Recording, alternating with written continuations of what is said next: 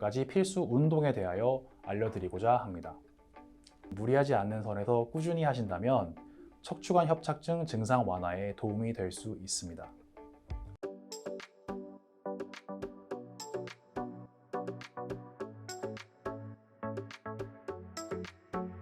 척추관 협착증의 증상 완화를 위해서는 무엇보다 척추 주변의 근육 강화 및 유연성 개선이 중요합니다. 이를 위해 몇 가지 필수 운동에 대하여 알려드리고자 합니다. 첫 번째 운동은 걷기입니다. 걷기 운동은 허리 통증이 있으신 분들에게 좋은 운동입니다. 그러나 마냥 많이 걷는다고 해서 척추관 협착증이 빨리 좋아지는 것은 아닙니다. 오히려 증상을 악화시킬 수도 있습니다. 걷기 운동은 자신의 상태에 맞게 적당한 거리를 걸어야 하고 제대로 된 자세로 걸어야 합니다. 척추관 협착증이 있으신 환자분들에게 걷기 운동의 핵심은 통증이 발생하지 않는 거리 내에서 걷고 충분한 휴식을 취하시는 겁니다. 이 과정을 반복하면서 통증이 발생하지 않는 구간을 점차 늘려나가는 겁니다. 걷기 운동을 할 때에는 자세도 중요합니다.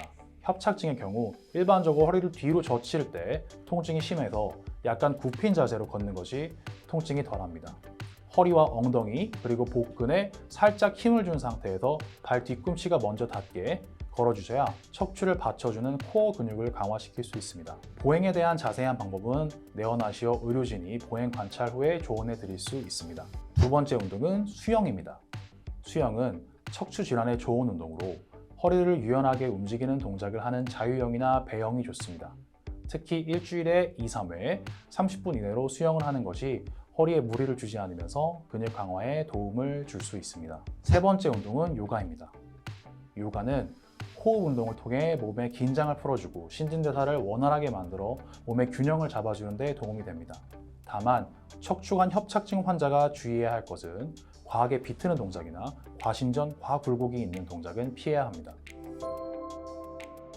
네 번째 운동은 누워서 하는 운동입니다. 허리에 부담을 주지 않고 집에서 간단하게 할 수 있는 운동으로 골반 운동, 무릎 운동, 고관절 운동, 발목 운동 등이 있습니다.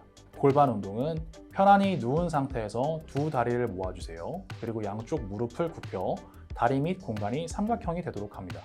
그 상태에서 허리를 바닥에 고정시킨 후 골반과 무릎만 좌우로 20도에서 30도 정도 반복해서 움직여줍니다. 좌우 무릎이 떨어지지 않게 붙여주는 것이 중요합니다.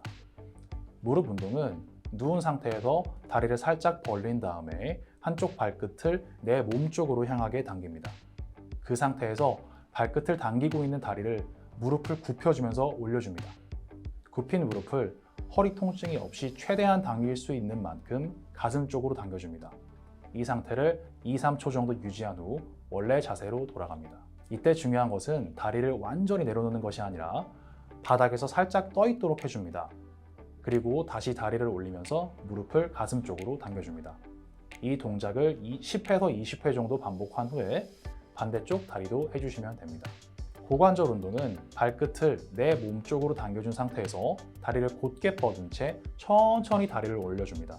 바닥에서 30cm 정도만 올려도 충분한 운동이 됩니다. 이 상태를 2-3초 정도 유지한 후에 다리를 내려줍니다. 이때 다리가 바닥에 닿지 않고 다시 올려줍니다.